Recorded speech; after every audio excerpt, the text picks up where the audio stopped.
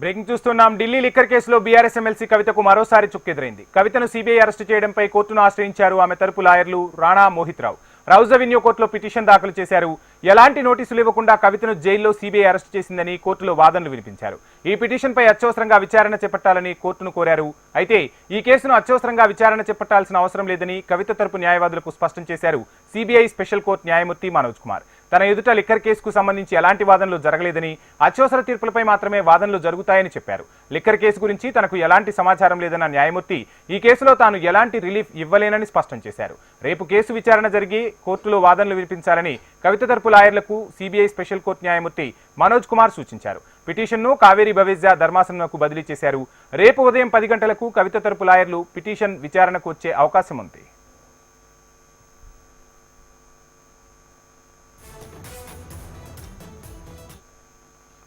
ఇక Delhi liquor scam కేసులో కీలక పరిణామం చోటు చేసుకుంది. ఎమ్మెల్సీ కవితను సీబీఐ అరెస్టు చేసింది. కవితను అరెస్టు చేసినట్లు కోర్టుకు తెలిపిన సీబీఐ అధికారులు రేపు ఆమెను కోర్టులో హాజరుపరచనున్నారు. ఇక సీబీఐ కస్టడీ పిటిషన్ దాఖలు చేసే అవకాశం ఉంది. కవితను 10 రోజుల కస్టడీకి కోరే యోచనలో సీబీఐ ఉన్నట్లు సమాచారం. కవితను ఈ నెల 6న జైల్లో విచారించిన సీబీఐ అధికారులు ఢిల్లీ లిక్కర్ కేసులో కవిత పాత్రపై సుదీర్ఘంగా ప్రశ్నించారు. ఇప్పటికే ఈడీ కేసులో జ్యుడిషియల్ రిమాండ్లో ఉన్న కవిత ప్రస్తుతం తీహార్ జైల్లో ఉన్నారు.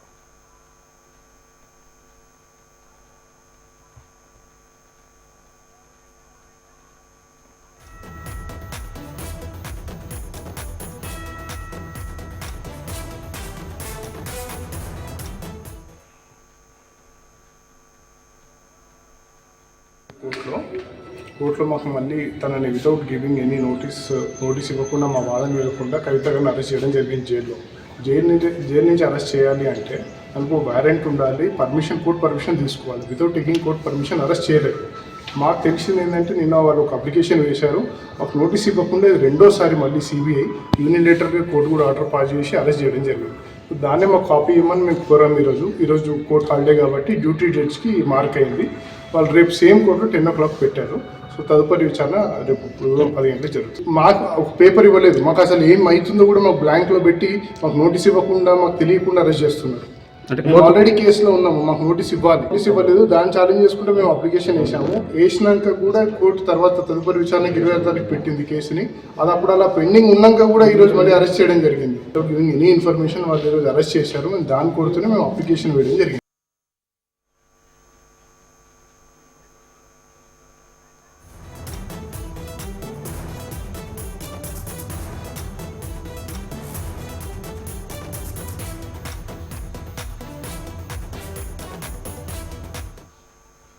ఢిల్లీ లిక్కర్ కేసులో బీఆర్ఎస్ ఎమ్మెల్సీ కవితకు మరోసారి చుక్కెదురైంది. కవితను సీబీఐ అరెస్టు చేయడంపై కోర్టును ఆశ్రయించారు ఆమె తరపు లాయర్లు రాణా మోహిత్ రావు. ఇక రౌజ్ అవెన్యూ కోర్టులో పిటిషన్ దాఖలు చేశారు. ఎలాంటి నోటీసులు ఇవ్వకుండా కవితను జైల్లో సీబీఐ అరెస్టు చేసిందని కోర్టులో వాదనలు వినిపించారు. ఈ పిటిషన్పై అత్యవసరంగా విచారణ చేపట్టాలని కోర్టును ఆశ్రయించారు. ఇక ఇదే అంశానికి సంబంధించిన ఫుల్ డీటెయిల్స్ మా ప్రతినిధి శిరీష్ అందిస్తారు. శిరీష్, చూస్తున్నాం, మేము ఒక్కసారిగా బ్లాంక్ అయిపోయాము, మాకు ఎటువంటి నోటీసులు ఇవ్వకుండానే జైల్లోనే మరోసారి కవితను అరెస్టు చేశారని కవిత లాయర్ కొద్దిసేపటి క్రితమే వ్యాఖ్యలు చేశారు. ఈ వ్యాఖ్యలను ఎలా పరిగణించాల్సి ఉంటుంది? దీనికి సీబీఐ కౌంటర్ ఎలా ఉండబోతుంది? ఓవరాల్ డీటెయిల్స్ ఏంటి?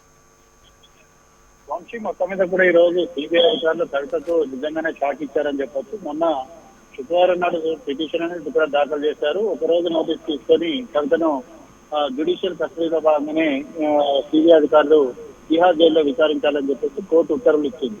అయితే అది అలా ఉండగానే శనివారం నాడు కవిత తరపు న్యాయవాదులు రౌజ్ అవెన్యూ కోర్టులో పిటిషన్ దాఖలు చేశారు. అయితే ఈ పిటిషన్ దాఖలు చేసే సమయానికే కవితను తిహార్ జైల్లో సిబిఐ అధికారులు విచారించడం కూడా జరిగింది. అయితే బుధవారం నాడు కవితకు సంబంధించి ఏదైతే పిటిషన్ ఏదైతే ఉందో దానిపైన కూడా, అంటే నిన్న కవితకు సంబంధించిన సిబిఐ పిటిషన్ పైన కూడా వాదనలు ఏంటి కూడా జరిగాయి. అయితే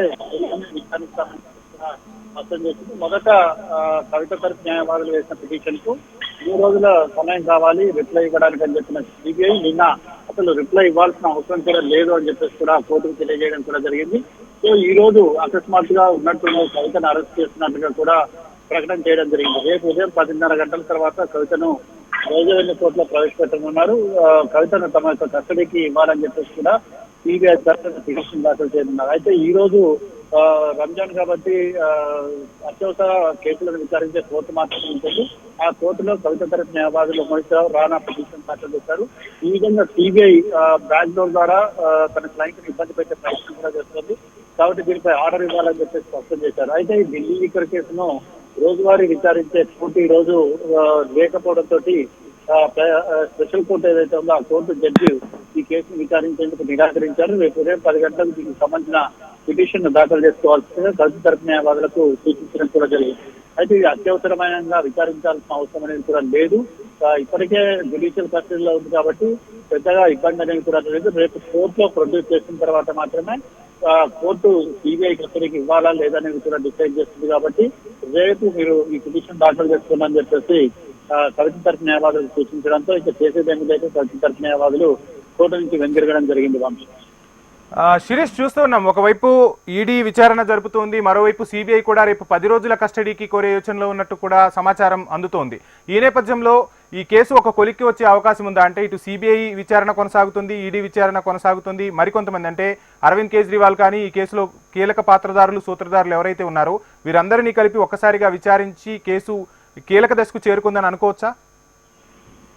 అయితే దర్యాప్తు సంస్థలు మాత్రం కేసును కీలక దశకు తెచ్చే ప్రయత్నం చేస్తున్నామని చెప్తున్నాయి.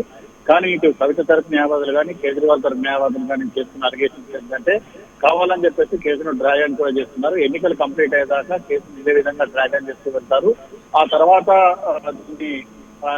ఎవరికైతే తమ క్లయింట్స్ ఉన్నారో వాళ్ళకి బెయిల్ వచ్చే విధంగా అక్కడ పరిస్థితులు ఏంటి కూడా ఉంటాయి. కేవలం ఎన్నికల దృష్టిలో ఉంచుకుని మాత్రమే ఈ హడావిడంతా కూడా చేస్తున్నారు. దాదాపు 2 సంవత్సరాలు పైగా అవుతుంది కేసు విచారణ ప్రారంభించి. ఇప్పటికీ కూడా ఒక కంక్లూజన్ తీసుకురాలేకపోతున్నారు. చాలా వరకు కూడా టైం అనేది కిల్ చేసి అవసరాన్ని బట్టి కీలక సందర్భాల్లో అరెస్ట్ చేసే ప్రయత్నం చేస్తున్నారు. ఇదంతా కూడా పూర్తిగా రాజకీయ కక్ష సాధింపు చర్య అని చెప్పేసి కూడా వాళ్ళు అభివర్ణిస్తున్నారు.